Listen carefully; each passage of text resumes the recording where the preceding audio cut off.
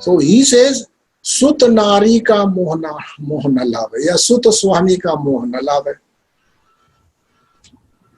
So I was actually referring to this experience of losing our identification, whatever we think we are, self-image. It tries to, when we are doing Nama or Shabad, the Shabad will try to melt this image of ours. And then it start melting, and the real self. The example I will give you, let's say there is a statue of Satchidananda Bhagavan, and above it, it is a wax statue has been casted over it, and it is of Ravan, let's say. So, I mean, yeah, all of you or all of us, let's say for that matter, we are identifying ourselves as a Ravan. So when this Agni of Shabad is created, this wax start melting. If it will melt, we will find Satchidananda statue inside. But if we are so much identified with this image of ourselves, 10 heads, 20 hands, the Panditya, the knowledge, the pride of having a brother like Kumbhakarna, a son like Meghanad, a learned wife like Mandodari, a kingdom like Lanka, because it is attached to this wax. So if wax starts melting, everything is, the wax starts melting, the Lanka starts to melt. If wax starts melting, the Mandodari, Meghanad, Kumbhakarna, everybody starts melting. So what happens? We feel as if we are losing ours. And in this moment, if we get aware of the worldly affections, worldly connections, our identifications, then real self will never be reached. You will always remain person X, Y, Z. You will remain X, Y, Z. But you will not become Satchidananda. Because your Swarup you are not allowing to, unfold within you. And it can happen only by doing away with this casted image of wax. This is unreal. That is why it can be done away with. You also know that it is not real. You drop it. Right? A person who has lost all his memory, let's say Alzheimer, all memory gone. Does the person exist or not? There the person exists or not? You'll say, no, the person does not exist anymore. No, the person exists. But what he has, by way of biological processes, all his memory has been erased. But sanskaras have not been erased. Sanskaras have not been erased. Why? Because even such people will insist. Such people will become, I'm not saying when they become vegetative, I'm not talking of that state, but if they are having their daily processes, if they are able to carry themselves, then what they will insist, even if they have forgotten you are a son, you are his son, you are his wife or something, then when they will sit on a dinner table, I have seen that, and that is why I'm saying, then they will say, अच्छा इसको जो अभी हमें खाना दे के गया इसको tip दो, इसको टिप दो. अब जब तक आप उसको टिप नहीं देंगे वो जिद करते रहते. इसका मतलब क्या? वृत्तिज नहीं खत्म होती हैं. Your vrittis don't melt. Your memories can melt, but vrittis are still functioning there. Right? So such vrittis continue, and that is why I said you have to not only get rid of these identifications, uncalled for, unwanted, unnecessarily, unreal identifications, but also vrittis. And the vrittis are stored in tattvas, vrittis are stored in your energy channels, vrittis are stored in your indriyas, and therefore indriya shuddhi, nadi shuddhi, swara shuddhi, tattva shuddhi, all that. These are the places where most of the vrittis reside, right? So that is why we have a system in our Tattva Shakti Vijnana, in our Parampara, we have this system. The system has to be gone through. And once you move through this system, the vrittis are left. But yes, I'm not saying they go 100%. The vrittis remain they become, most of the vrittis become very loose. They become very, very faint. Some of them they're removed from the root itself. And you must have seen in your own nature, by the way, during these years, some of your vrittis would have vanished, just like they never existed. Right? Maybe somebody was feeling jealous and someday it's gone. You don't feel jealous anymore. So how does that happen? This happens because the vrittis are being purified by way of Tattva Shuddhi, Nadi Shuddhi, Swara Shuddhi, Indriya Shuddhi, etc., etc. So, Parivar means Sut Nari. These are the two most important people in your life. Your children and your wife. Even your parents are not as important as your wife or husband. Look at it. Look at this. Look at this. So you are not dependent. Your dependencies on your parents was only till the age of 14 or 18 at the most. And therefore, you are able to let go. But your dependencies with your partner is much more. So therefore, you are so much utilitarian in this. You will be able to let go your mother and father, but will not let go your so-called family, which is your wife or your husband and your son and your daughter, etc. Look within and you will see that how easily you could forget your parents and how easily you are so much happy here. How easily people forget their parents and become so happy in the company of their wives and children and so on and so forth. Completely forgetting their parents. How come? Only because it is a utilitarian world. जिसका utility ज़्यादा है, उसको value आप देते हो. तो ये दो जो relationships है, इससे बाहर आना बहुत मुश्किल होता है. जब इससे बाहर कोई आ जाता है अपने हस्बैंड, अपनी वाइफ, अपने बच्चों से, तो समझ लो अब उसने थोड़ा तैयारी कर ली. समझ में आई बात? नहीं तो मेरे हस्बैंड का क्या होगा, मेरे बच्चों का क्या होगा? उनका कुछ नहीं होगा और तुम्हारा भी कुछ नहीं होगा.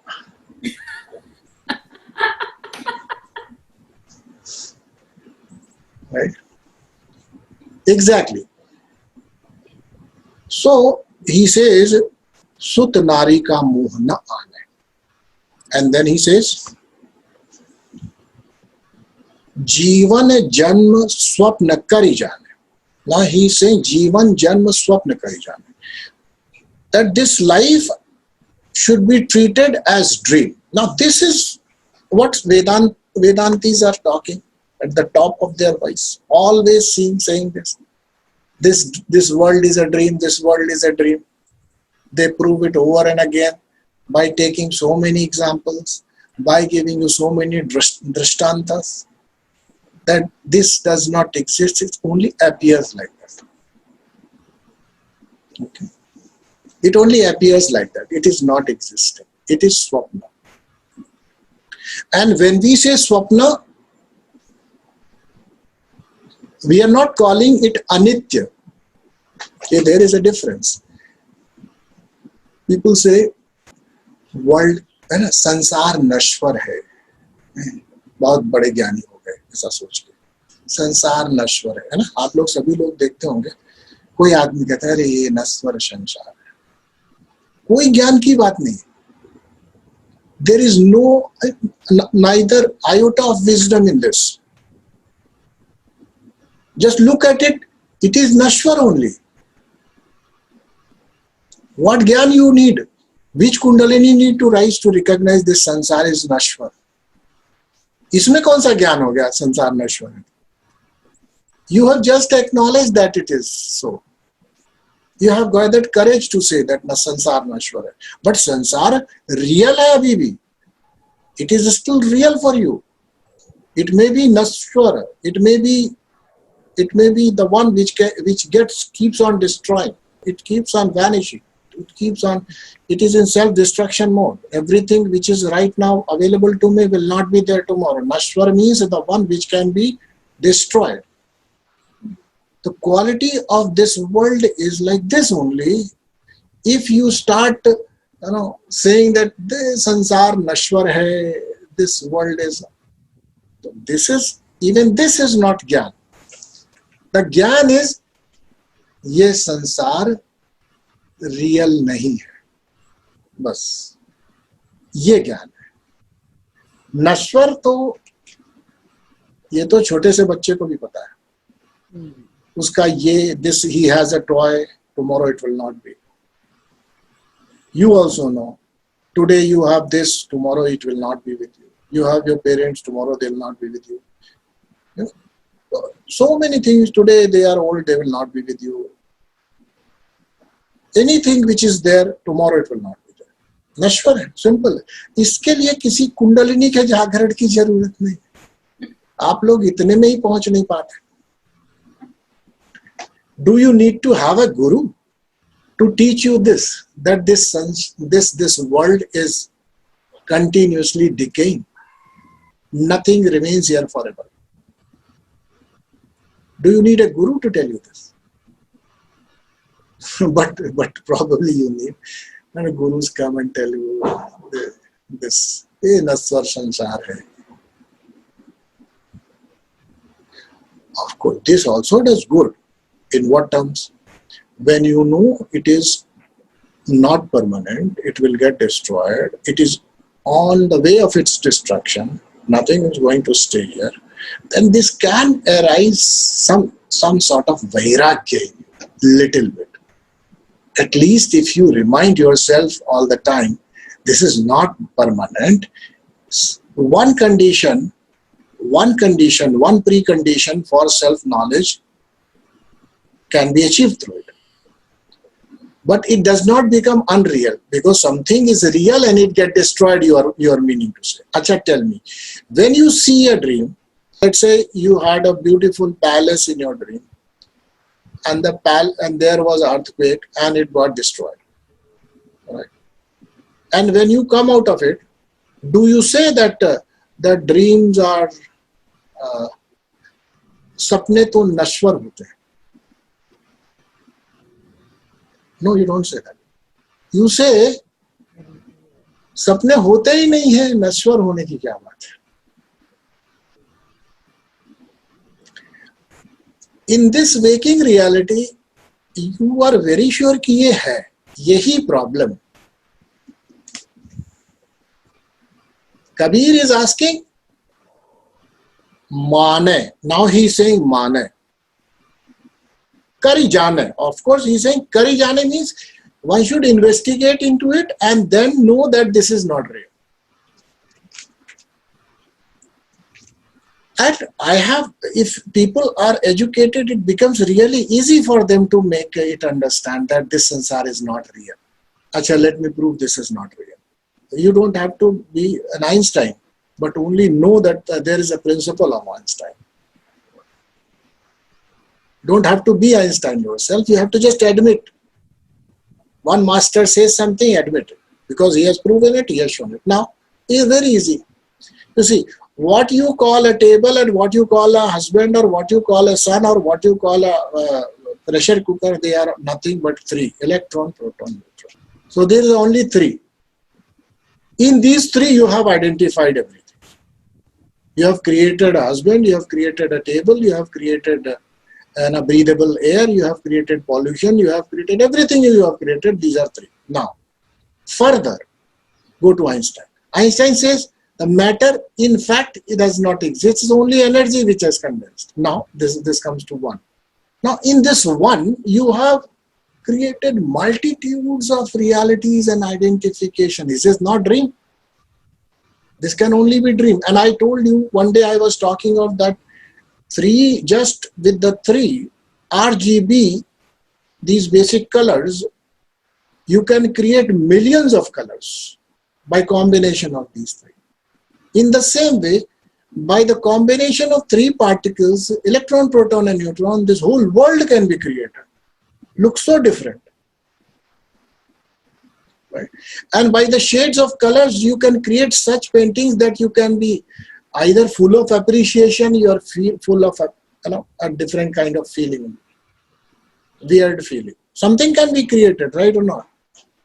Only using colors, RGB, you can be surrounded with beautiful sceneries and you can be surrounded with pathetic scenes around you. Is it not? Only three colors spread around you in this atmosphere. They are spread. You will see that this world is full of joy or beauty, or it's so much disturbed. Is it not? So three colors can create such beautiful paintings, and all possible colors. I'm telling you, all possible, including black and white. When you use these three colors, you can create black, you can create white, you can create any color you like. Your TV technology is this only. For example, in the TV, you see all the colors. There are no colors. Even in this monitor, which we are using, no colors. Only three colors combination, you are able to see every color. So these three can give you a combination. This combination of three can project you this reality which you are thinking. It is not real. Not real. How come it has become so real? Only by our vasana. Vasana. Just as I was saying, that a girl can project a man or her husband in a girl. Vasana. Exactly the same way. In this world, you are creating, out of your vasana, you are creating relations, you are creating my property, my this, my that. These projections are unreal, dream. Kabir says, investigate it yourself and then kari jano. You should do it. You should do it your own way, not just accept it, this world is dream. World is dream, but you should investigate and then know that it is dream.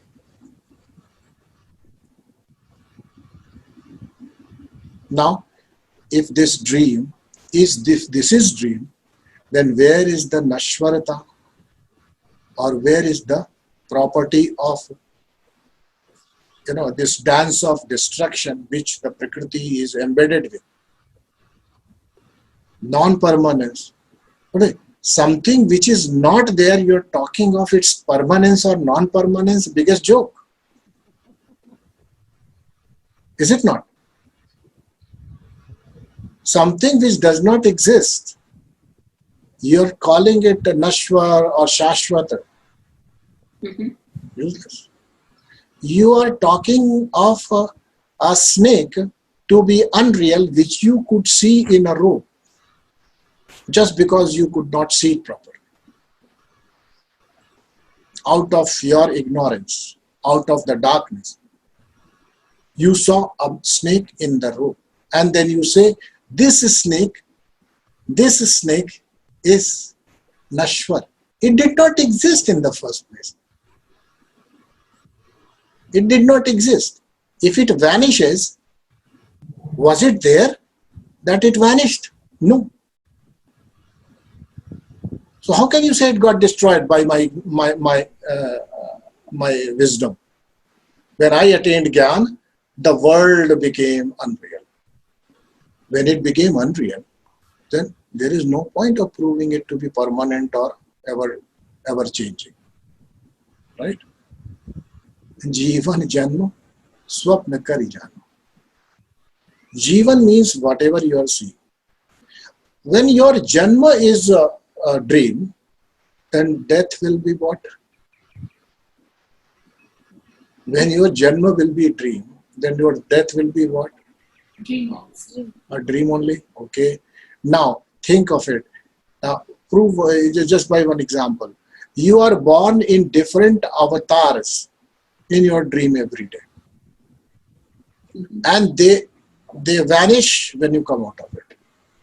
Yeah. Are you unhappy about you being dead in your dream? Have you ever been unhappy about you being dead in your dream when you came out of it? You said, oh, it wasn't there. I'm so happy it was a dream. What a joy. I'm still alive. So, when this world will become dream, and when this so-called perceived body, relations, whatnot, everything will drop, and you will still survive, and then they say, come on, I am still standing, I am still intact. What a dream. But what a suffering it was.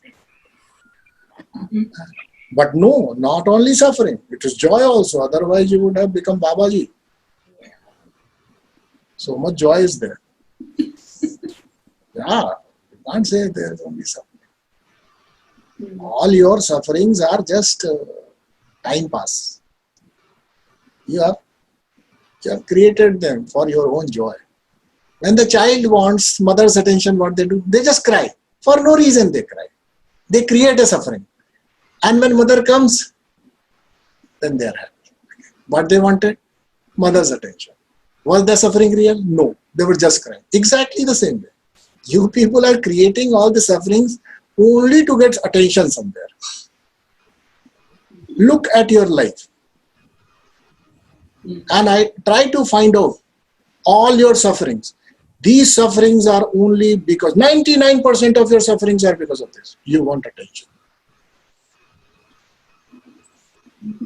You want some attention. The day you drop your desire for attention, you will find that your sufferings have vanished. Completely. As I said, some sanskaras will continue. Let them operate 1%, 0.1%. But 99% of sufferings are gone the day you drop your attention, you don't seek attention. You have to drop this habit of trying to get attention. You want attention towards your body, you want attention towards your thoughts. Meri bhi to suno, meri bhi to suno, meri bhi to suno in a group. When there is talk going on, what do? Meri suno. What? This is attention. Arey tum rehne to meri suno. In a debate, attention. Meri baat suno. I want to put a point. Listen to it. This attention, this insistence is what I'm calling. Right? So it's not about that if I can go out without makeup, if I can go out without any kind of addendums, etc. It simply means that I have dropped the habit of seeking attention. Why? Because you have not ignited love inside you, so you are actually, by virtue of attention, you are only desiring love. So, Acharya ji, this applies to physical suffering also, somewhere. Everything, yes, physical suffering. Physical suffering is the mental suffering consolidated in the body. 99% of the physical suffering is mental suffering seeped into body finally. Yes, attention. Attention means love also. Attention means love also. What else? Somewhere it will be only a superficial attention, appreciation. Appreciation cannot come without attention. The root cause is attention. I have done so much good, nobody appreciates me. Why do you, in the first place, wanting that others should be giving so much attention to what you are doing or what you are not doing? Right? So when you drop this, the two changes happen. One, you become free from your suffering and then you can give. Okay? Then you can give. Others are also needing that only. But somebody has to someday will have to come to that mode where he can or she can give. Otherwise, as I always say, two beggars fighting with each other, just give me, give me, give me. This continues. Yeah. One has to evolve. And who? The one who is spending on spirituality. The one who is spending on spirituality. I am spiritual, I attend these courses, I do sadhana, I do retreats. That person should become the giver, not seeker. Be a seeker of the inner truth, not the outer world. Okay. Be a seeker of your inner joy rather than be a seeker of anything outside. At the day you follow it even 50% in your life, if you follow this rule 50% in your life, 90% of things are gone. Right? Even your physical problems will be gone.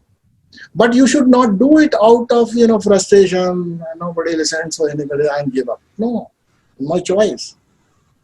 It's my choice. It's best, which has been suggested.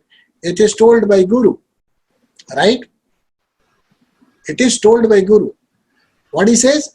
Tulata tu dekhi kahe hit ja. Tulatat.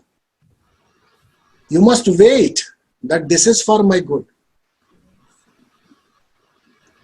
These things are not for anybody else, but for my good. Right? And once you are sure that this is going to be good, because it comes from authority, it comes from Kabir, it comes from scriptures, it comes from Krishna, then you can apply it. You can easily accept it. You may not accept my words, but at least you can accept Kabir's word. You can accept at least Krishna's word. They are also saying exactly the same thing. Treat it as a dream.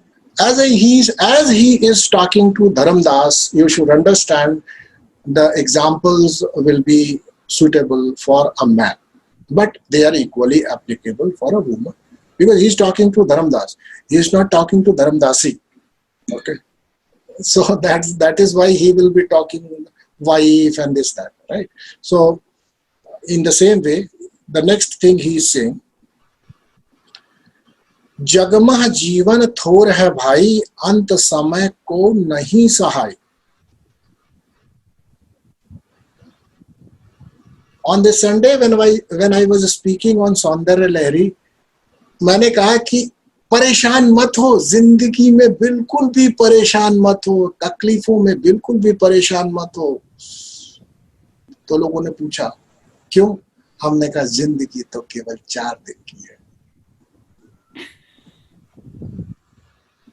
अभी तो आप लोग इतना खुश हो के बताते हो जिंदगी 4 दिन की है, लेकिन अब परेशानी होती तो कहते हो नहीं जिंदगी तो 100 साल की है ना. खुदा से मांग कर लाए थे कुछ 4 दिन, क्या 2 आरजू में कट गए तो इंतजार में. तब तो 4 ही दिन रहते है ना. जब अपनी इश्क में चलाते हो तो फिर तो 4 ही दिन रहते हैं, और जब तकलीफ आती है तो 4 दिन नहीं रहते, 4 ही दिन की रखो. जिंदगी 4 दिन की है, और 2 तो मेरे ख्याल से गुजर ही चुके, बचे हैं 2. ठीक है ना, 2 तो निकल ही गए, अब बचे 2 हैं केवल. और क्या परेशान होना 2 दिन के लिए, है कि नहीं? लेकिन ये संभव कब है? जब हम जीवन को इसके पर्सपेक्टिव में देख ले. हम संसार का सबसे बड़ा आश्चर्य यही है. युधिष्ठिर से यक्ष ने यही पूछा था, युधिष्ठिर बताओ संसार का सबसे बड़ा आश्चर्य क्या है? What is the biggest wonder? Yudhishthir अकेले बचे थे, उनके चारों भाई मर चुके थे, यक्ष ने उनके प्राण ले लिए थे. कहा था प्राण में इनके तभी छोड़ूंगा जब आप सही प्रश्नों का सही जवाब दो मेरे प्रश्न. तो उसमें से एक प्रश्न ये भी था, this was the question, what is the biggest wonder? तो युधिष्ठिर ने जवाब दिया कि यक्ष महाराज, इस दुनिया का सबसे बड़ा आश्चर्य यह है कि रोज व्यक्ति दूसरों को मरते हुए देखता है, फिर भी उसको कभी ऐसा नहीं लगता, कभी सपने में भी ऐसा नहीं लगता कि वो मरेगा. ये आश्चर्य. ठीक, क्योंकि वो वास्तव में कभी मरता ही नहीं है, इसलिए कोई आश्चर्य की बात नहीं है। समस्या ये है कि वो मरता ही नहीं है तो उसको लगे कैसे? आपको लगा कभी कि आप मरोगे? आपको जरूर लगता है कि मरेंगे, ये बात बिल्कुल सच है। क्यों? किस चीज से डर लगता है? अरे भाई, जैसे अगर मान लो किसी सिटी में एक अवैध निर्माण पर बुलडोजर चलाने का ऑर्डर पास हो जाए और आपको पता है कि आपका कि घर आधा तिया करके इसमें अवैध निर्माण में आता है, अवैध कॉलोनी में बसा है, तो जितना डर आपको घर गिरने का होगा उतना ही डर आपको शरीर गिरने का होता है। उसमें क्या है? आप देख लो, अपने डर को इवैल्यूएट करके देख लो। अगर अच्छा आज पता चले कि जिस घर में तुम रहते हो वो अब सरकार इसको गिरा देगी यहाँ पर और आपको नया घर नहीं देगी थोड़ी देर के लिए मान, तो आप जितना दुख अब मनाओगे उतना ही तब भी मनाते हो जितने शरीर जाता है। तो ये तो रहने का घर है, ये जाएगा तो तकलीफ होती है, बस दैट्स इट। उससे ज्यादा अंतर नहीं है कुछ। लोग रोएंगे, दहाड़े मार मार के रोएंगे घर गिरने पे, तुमको क्या लगता है? पड़ोसी भी आएंगे सफेद सफेद कपड़े पहन के, घर की 13वीं भी मनाने लगोगे तुम। आज 13 दिन हो गए, घर नहीं हमारे। Exactly this is what. यही करोगे और क्या करोगे? नहीं करोगे। सोच के देखो तब समझ में आ गया कि हमारा अटैचमेंट एक्चुअली किस चीज से है। ये बॉडी हमारा घर है, ये गिर जाएगा, ये हमें भी पता है, इसी का डर है। लेकिन हमें ये नहीं लगता कि हम बॉडी है। अगर गहराई से जाओ तो हमें ये नहीं लगता कि हम बॉडी है, तभी तो ये हमें लगता है कि ये गिर जाने पे भी हम बचेंगे। यही आश्चर्य है। ये आश्चर्य कुछ नहीं, ये सत्य है। इस सत्य की वजह से ये आश्चर्य चल रहा है, बिना ध्यान में लाए कि मैं देही हूं, मैं देह नहीं, है ना? मैं ड्राइवर हूं, मैं कार नहीं।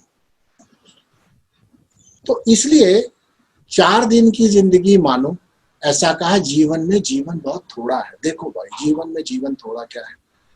जीवन में जीवन थोड़ा है का अर्थ क्या है समझो। यही तो कह रहे कि जीवन बहुत थोड़ा है, जीवन में बहुत थोड़ा जीवन है। जीवन में थोड़ा ही तो है। खुद देखो, तुम जितनी देर अपना महसूस कर सको कि मैं हूं, वही जीवन है। जितनी देर तुम ये महसूस कर सकते हो कि तुम हो, तभी जीवन है, अन्यथा जीवन नहीं है। तुमको लगता है कि हम दुनिया में महसूस करते हैं, दुनिया को महसूस करते हैं तो हमारा जीवन, ऐसा नहीं है। जितनी देर तुम अपने को महसूस करते हो उतनी देर जीवन होता है। तो जीवन में जीवन कितना है? बहुत थोड़ा, हार्डली थोड़ा सा ही। ये जो हमारा इंसिस्टेंस है कि जीवन हमको चाहिए, ये इंसिस्टेंस जीवन का नहीं है, क्योंकि जीवन में हम सिर्फ एक ही चीज के लिए भाग रहे हैं, शरीर हमें चाहिए, शरीर हमें चाहिए, शरीर बना रहे हैं। परमानेंट शरीर किसी का बना नहीं रहता।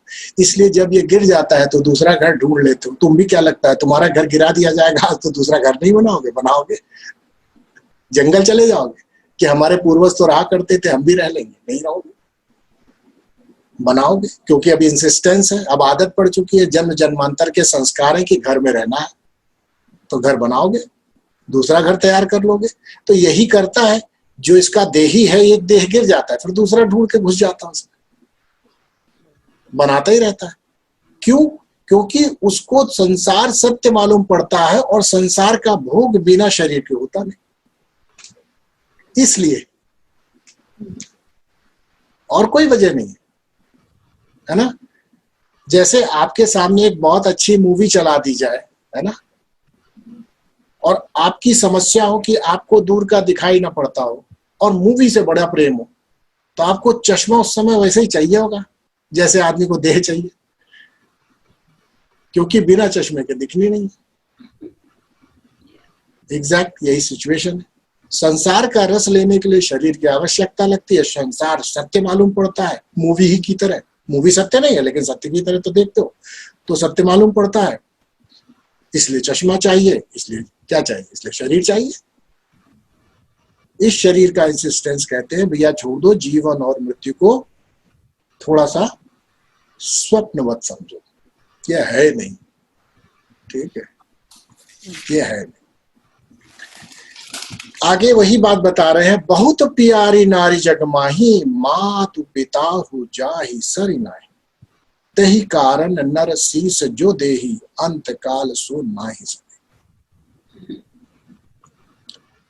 कहते हैं कि नारी बहुत प्यारी होती है। अब पुरुषों की बात करते हैं, नारी तो बहुत प्यारी होती है, अपने माता पिता से भी ज्यादा प्यारी होती है। उनकी भी तुम नहीं भजते, उनकी भी सेवा नहीं करते, उसी नारी के चक्कर में पड़े रहते हो, अपना सर तक कटा सकते हो उसके चक्कर, जिंदगी भर अपने माता पिता को भी भूल गए जिनसे ये शरीर मिला, और नारी के चक्कर में पड़ करके सारा जीवन समाप्त कर दिया। क्यों? वो खुश रहे। ठीक, तो भी कहते हैं सारा जीवन देने के बावजूद चाहे उसके लिए अपना सर भी कटा दोगे तो भी वो अंत समय में काम नहीं आती है। इस चीज को रिकॉग्नाइज करो धर्मदास। तो धर्मदासियों के लिए भी ऐसा ही है, वो भी रिकॉग्नाइज करें। ठीक है, धर्मदास के लिए तो बोल ही रहे हैं कि नारी जो है अंत समय में काम है। अंत समय कोई ना ही सहा। मातु पिता हूं जाहि सरि नाही, जिससे बड़े माता पिता भी नहीं मालूम पड़ते। यही कारण नर शीस जो देही, अंत काल सो नाही सनी। अंत समय में वो प्रेम भूल जाती है। आप कितने भी प्रिय हो, जब मरोगे तो इस शरीर को आप उस व्यक्ति के पास 1-2 घंटे से ज्यादा पड़ा, वो भी डिजेक्शन में पड़ा रहे तो पड़ा रहे, रखा नहीं जाएगा। ये बता दे रहा हूं, किसी को कितना भी प्रेम करते हो, ये शरीर जिस शरीर से जब तुम छूट जाओगे ना, तो ये शरीर कोई बर्दाश्त नहीं करेगा। जिस शरीर के लिए इतना ज्यादा लालायित रहते हैं, और जिसको हम इतना प्रेम करते हैं, उसके शरीर को भी नहीं रखेंगे। इस चीज को, इस फैक्ट को देख लो एक बार जिंदगी में ना, तो जिंदगी से मोह उड़ जाए सारा, कि मैं शरीर हूं कि नहीं, इस शरीर की कितनी वैल्यू मैं करता हूं, क्या मैं शरीर से संबंध है मेरा? यदि शरीर से संबंध है तो शरीर के छोड़ते ही शरीर को क्यों फेंकना बहाना शुरू करते? क्यों नहीं हम रखना चाहते उसको? क्यों हमारे को भय मालूम पड़ता है? क्यों हमारे को वितृष्णा होती है? क्योंकि हम शरीर को संबंध के लिए देख रहे थे। वास्तविकता ये थी, हमने जीवन भर अनुभव नहीं किया और हम शरीर के चक्कर में पड़े रहे, अपने और दूसरे के। इस चीज को समझ लो। जिस दिन ये क्लैरिटी हो जाएगी कि आज जो आगे पीछे घूमते हैं ना इस शरीर के तुम्हारी सत्ता जब इस शरीर को छोड़ देगी, तो वो इसको एक पल भी अपने पास नहीं रखना चाहिए। सारा प्रेम खत्म हो जाएगा उसी समय, सारा प्रेम स्वाहा हो जाएगा, कोई प्रेम नहीं, खत्म। सोच लो इसको सोचोगे तो जीवन मृत्यु सपना जैसा मालूम पड़ेगा। नहीं सोचोगे, इग्नोर करोगे, समय आने पे भी उसको मरे मरे जी जाओगे मतलब मरे मरे उस पल को जियोगे, अंधेपन में उस पल को जियोगे। तो देखो, मौका देता है परमात्मा, तो देखो, जिस माता, जिस पिता, जिस भाई, जिस पति, जिस बहन, जिस बुआ को आपने बहुत प्रेम किया हो, उसका शरीर छूट जाने पर आपको कितना प्रेम बचा? अब उसकी स्मृतियों से तो प्रेम है, शरीर से नहीं। इसको जी के देखो, मौका दे परमात्मा तो उस समय जागृत रहो और देखो कि मेरा प्रेम कहाँ था, किसके प्रति था? इस शरीर के प्रति। इस शरीर को सत्य मैंने माना, अगर सत्य मानता तो आज मैं अपने पिताजी को, अपने माताजी को, अपने फलाने को, ढिमकाने को अपने पास सजा के रख लेता, मिस्र के पिरामिड की तरह। फिर मैं नहीं जाने देता। लेकिन हमने शरीर को सत्य माना ही नहीं है। सत्य बात तो ये, लेकिन भूल में कितनी बड़ी पड़े रहते हैं कि हमारे को यही शरीर चाहिए, यही शरीर चाहिए। शरीर पड़ा रहेगा, शरीर ही नहीं होगा तो शरीर से तुम्हारा कोई मोह नहीं। यही बता रहे हैं वो कि तुम्हारी जो नारी है, जिसके लिए सारा जीवन तुमने अपने को घिसा है, इसी तरह से उल्टा भी समझ लो कि तुम्हारा जो पति है, जो स्वामी है, उसके लिए तुमने सारा जीवन जो खटाया है अपना, वो तुम्हारे से प्रेम कुछ नहीं करता। क्यों? क्योंकि तुम सोचते हो इस शरीर से प्रेम करता है या तुमसे प्रेम करता है, वो कुछ नहीं करता। शास्त्र कहते हैं, संस्कृत में कहते हैं, मैं हिंदी में बता देता हूं कि पिता को पुत्र पिता के अपने लिए प्यारा होता है, पुत्र के लिए नहीं। पत्नी पत्नी के लिए प्यारी नहीं होती है, पति को पति के लिए प्यारी होती है, पत्नी के लिए पत्नी नहीं प्यारी होती। यानी सब चीजें जो प्यारी होती है वो अपने लिए प्यारी होती है, तुम्हारी कोई उसमें सत्ता नहीं है। कोई तुम्हें प्रेम नहीं करता, वो अपने सुख के लिए तुम्हारे को प्रेम करता है, तुम्हारा उपयोग करता है। That's it. बोल जाओ, ये बात दोनों तरफ सत्य है। किसी को बुरी नजरों से मत देखना कि नहीं ये तो ऐसे करता है, तुम क्या करते हो, तुम भी वही कर रहे हो। ये गलती मत करने लगना कि नहीं आज तो मैंने ज्ञान पा लिया, ये सब मेरा उपयोग कर रहे हो और तुम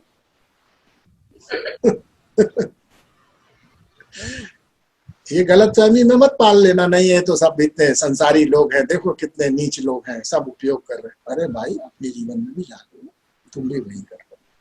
इस सत्य को स्वीकार कर लोगे तो जीवन में वैराग्य हो पाएगा। किसी के प्रति क्रोध या ऐसी भावना लाने के लिए सत्य नहीं बताया जा रहा कि ये सब तुम्हारा शोषण कर रहे हैं, तुम भी कर रहे हो।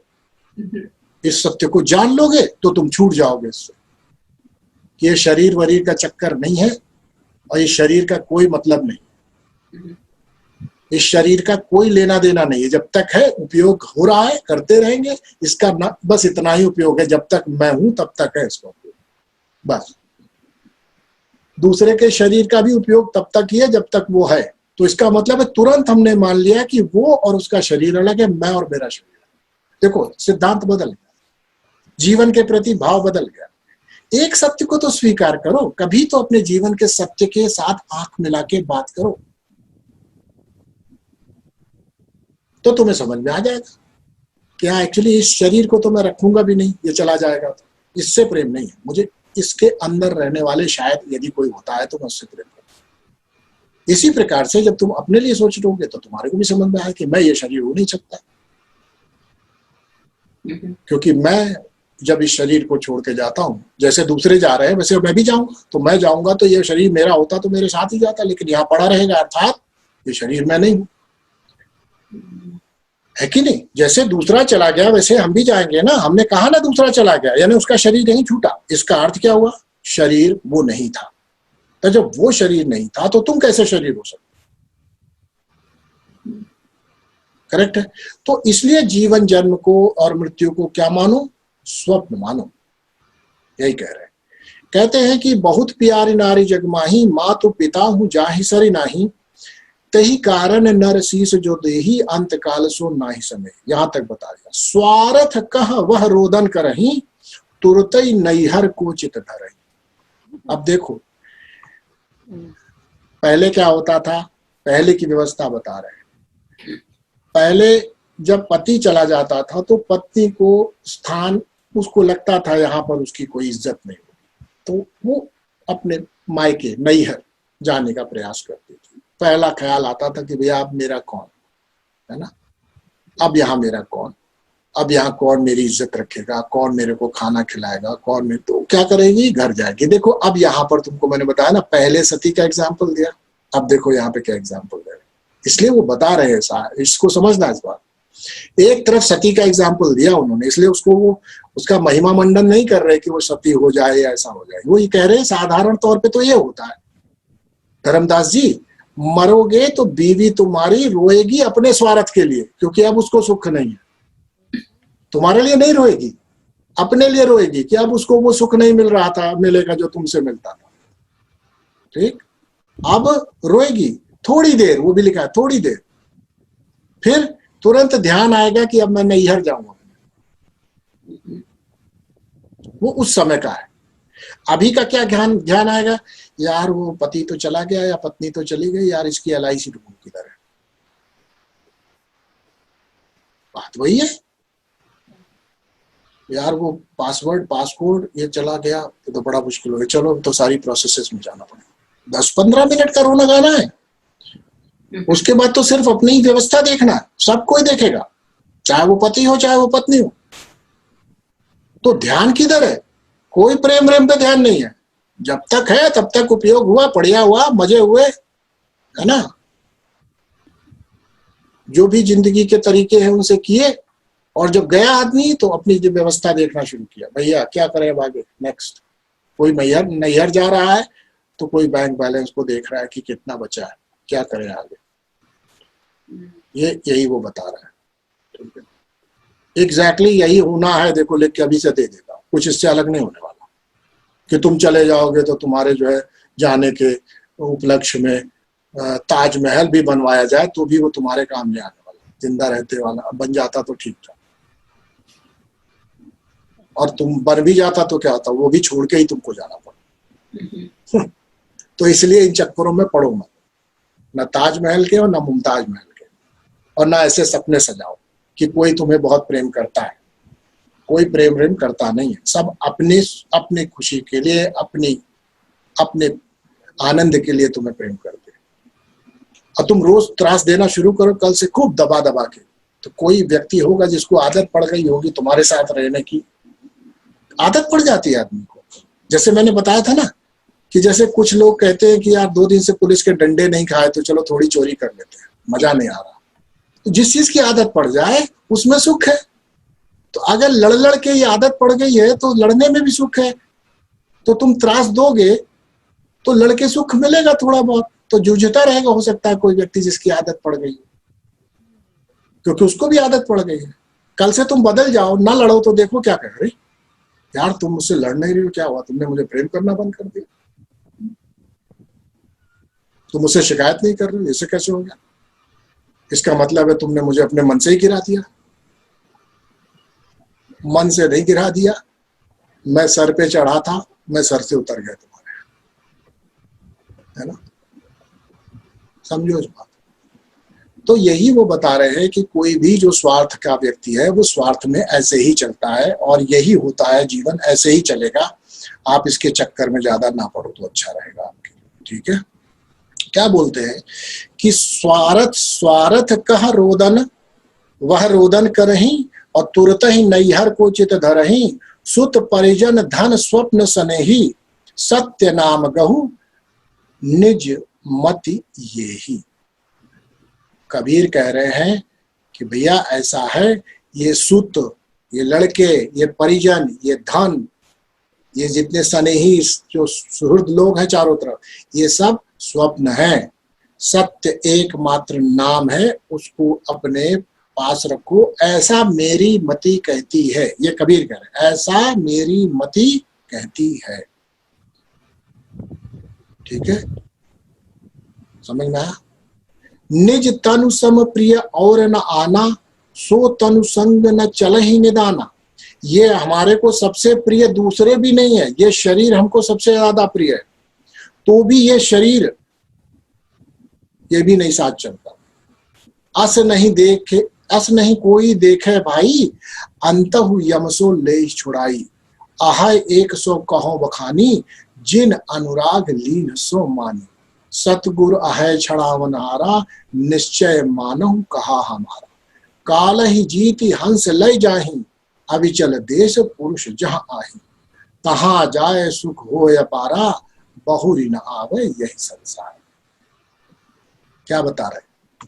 वो यही कह रहे हैं कि सुनिए धर्मदास जी, हमारे को अपने शरीर से ज्यादा प्रेम और किसी चीज से नहीं, लेकिन ये भी हमारा साथ नहीं देने वाला, ये भी जाएगा। दूसरों के शरीर से हमें भले ही प्रेम हो, लेकिन सबसे ज्यादा हमें अपने शरीर से प्रेम है, ये भी छोड़ देता है साथ।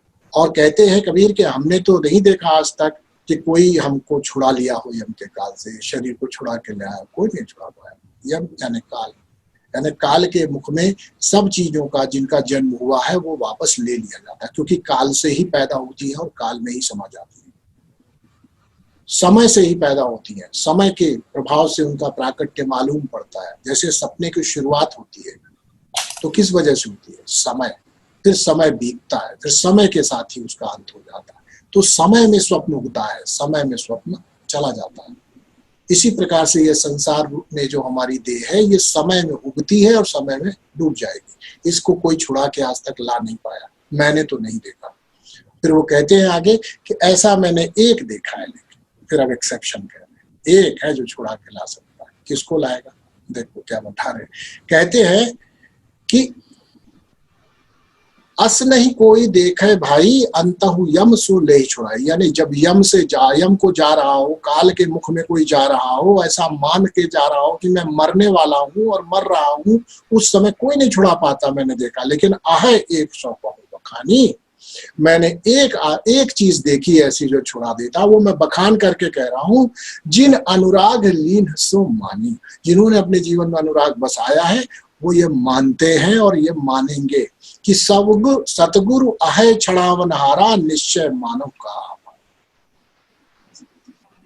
जो सतगुरु है वो हमें मृत्यु के पार भी मिलता है, वही हमें मृत्यु के मुख में जाने से रोक देता है, हमारा अंत नहीं होने देता है। और तहां जाए काल ही जीत हंस ले जाही, अविचल देश पुरुष जहां।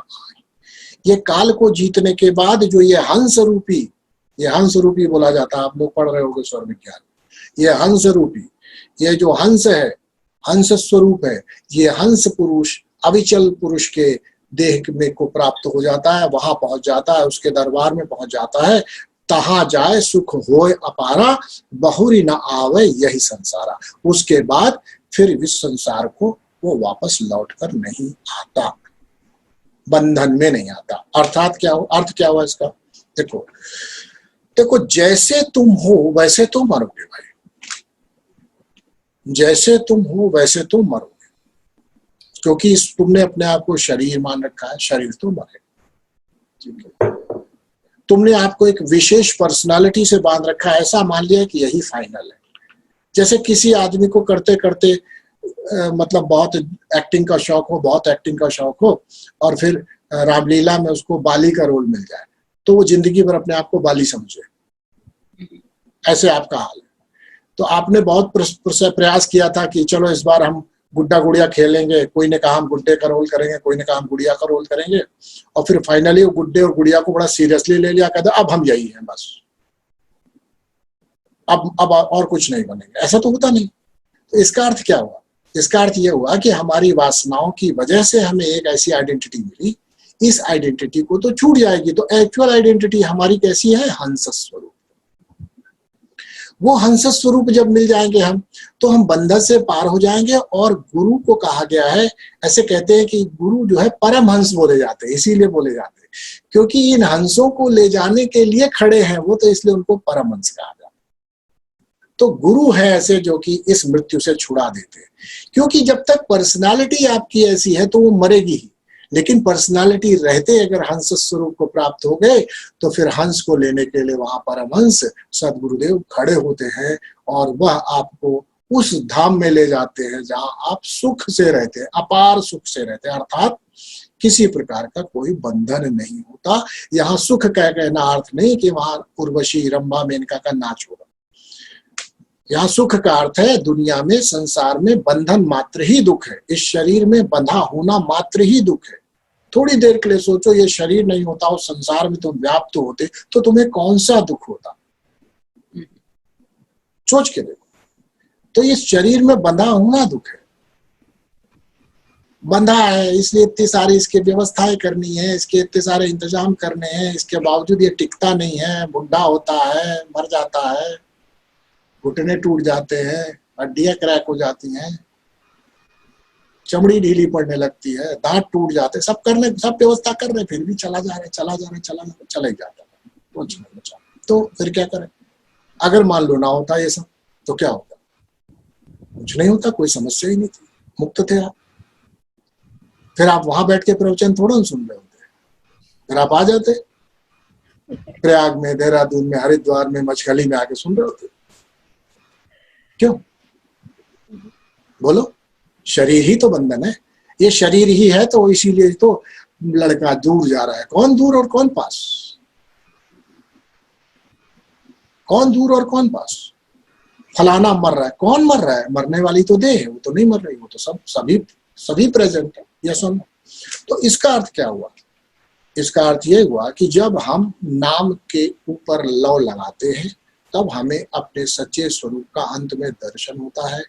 और यह कबीर स्वयं कह रहे हैं कि भाई ये मैं कह रहा हूं, मैं खुद कह रहा हूं डंके की चोट पे, कि जिसने भी अनुराग से साधना को ग्रहण करके शब्द को, इंस्ट्रक्शन को, मेथड को, विधान को फॉलो किया है, और जिसने इस विधान में अपने आप को सभी चीजों से डिस्कनेक्ट करते हुए, यानी सभी जिसके जो फॉल्स अटैचमेंट्स हैं उनसे दूर हो गया है ये विधान से करने से, और दूर होने पर मात्र एक चीज ऐसी होती है अंत में जो बचत आती है, वो स्वयं सदगुरुदेव बचत करके आते हैं, खुद खड़े हो जाते हैं, वही आपको यम से छुड़ाते हैं।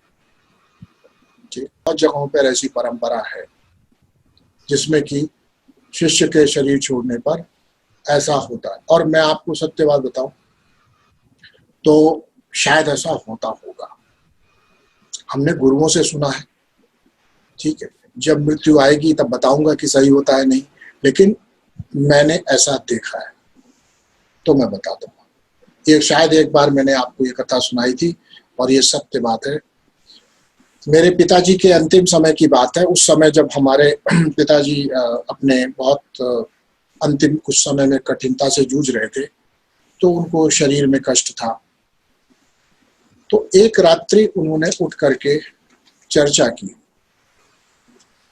हमारे पंडित जी से।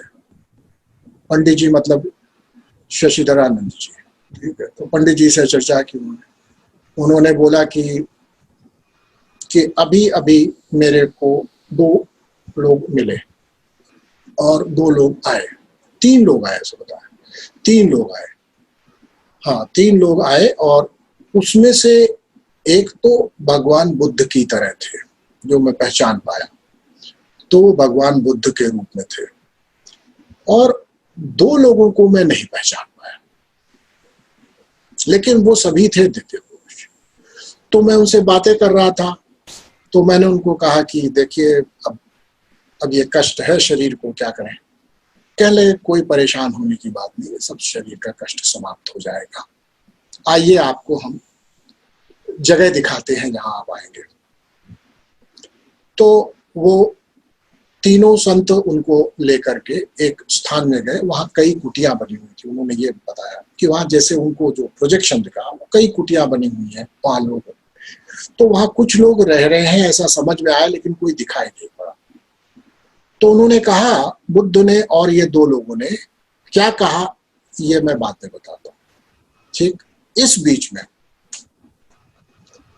में पंडित जी ने हमारे गुरुदेव कन्नो गुरु जी महाराज को फोन किया, क्योंकि तबीयत ठीक नहीं थी। बीच बीच में गुरु जी भी हाल चाल लेते रहते थे, कैसा चल रहा है, क्या चल रहा है। और ये स्वप्न आने के करीबन 5 दिन बाद गुरु जी से बात हुई पंडित जी की। उन्होंने बोला कि गुरु जी एक बात बताएं, तो गुरु जी ने कहता चुप रहो मैं बताता हूं, चुप रहो मैं बताता हूं। तो बोला क्या है? बोला तुम यही बता रहे हो ना कि पिताजी को लेने 3 लोग आए थे। सुनिए आप, गुरुजी को कुछ नहीं पता था। उन्होंने कहा पिताजी को लेने 3 लोग आए थे। बोले हाँ सही बात है। इनके तो रोंगटे खड़े हो गए पंडित जी, ये गुरुजी बता रहे। बोले उनमें से एक थे भगवान बुद्ध। अब गुरुजी बोल रहे हैं, देखो, एक थे भगवान बुद्ध, एक थे कबीर और एक थे रैदास। बोले आप अपने पिताजी को जानते नहीं हो बेटे, ये कौन है? ये उनको लेने आए। तो अब आगे बात बताता हूं। एक्चुअली यही बात उन्होंने उस समय बताई। उस समय जब उस रात बात हो रही थी, रात्रि के 2-2:30 बजे के करीब है ये जो बात वार्तालाप पिता पुत्र के बीच में चल रहा। उन्होंने कहा, तीनों लोगों ने कहा कि अब जब आप आ जाएंगे ना तो हम लोग ये जगह छोड़ देंगे, हम लोग थोड़ा और आगे कहीं जा रहे हैं। तो उन्होंने कहा कि नहीं, मैं आप लोगों की जगह पर कैसे क्यों आके रहूंगा? तो नहीं, इसकी कोई भी चिंता न करें, हमारे को आगे वैसे भी अब जाना ही है, लेकिन अब आपको ये जगह यहाँ पे मिलेगी, आप यहीं आके रहेंगे। और तब उनकी नींद खुली थी। उनको ऐसा लगा कि उनकी नींद खुली।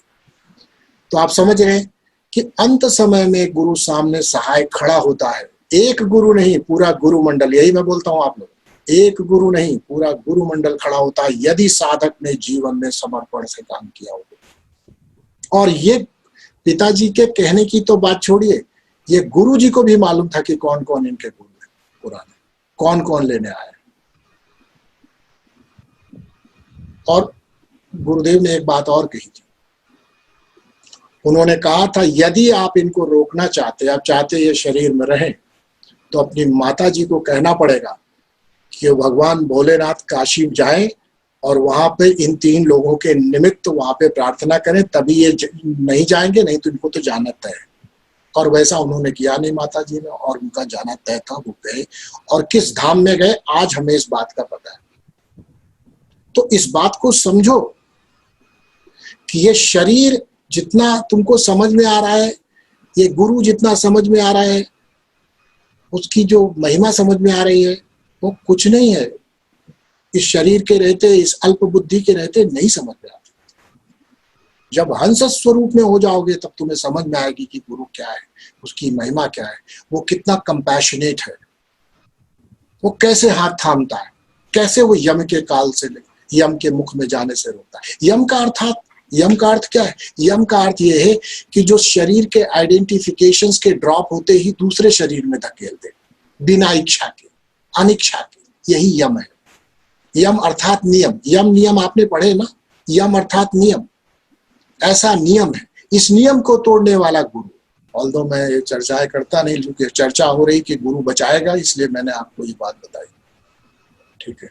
तो इसलिए इस बात का महात्म्य समझिए कि गुरु जब कहते हैं, देखिए कबीर क्या कह रहे हैं इसको समझो। कबीर तो हमारे पिताजी के गुरु हैं, तो मैं समझता हूं, अब तो आप समझ सकते हैं। तो क्या कहा उन्होंने कि देखो कि सतगुरु आहे छुड़ावन हारा, निश्चय मानव कहा हमारा। ये निश्चय है, ये मेरा कहना निश्चय है, धर्मदास जी को बता रहे हैं। तो आप लोग समझे इस बात। कबीर जैसा गुरु जब वो कहता है कि ये निश्चय है, सतगुरु वहां मिलेंगे, पर तुम्हारा प्रेम चाहिए उनके प्रति, तुम्हारा सरेंडर चाहिए, तुम्हारे मन में अनुराग होना चाहिए। घर परिवार के प्रति ये भयंकर तरीके का जो लाग लपेट बचा के रखा हुआ है, इससे निकलना पड़ता है, इसको भूलना ही पड़ता है। साधना में भूलो पहले, फिर धीरे धीरे करके सब भूल जाएगा, चिंता न करो। ज्यादा दिन की कहानी नहीं, पर साधना में आधे आधे घंटे के लिए तो भूलना ही पड़ता है ना। किसी जगह पर अपने को स्थिर करना पड़ता है, साधन पकड़ना पड़ता है।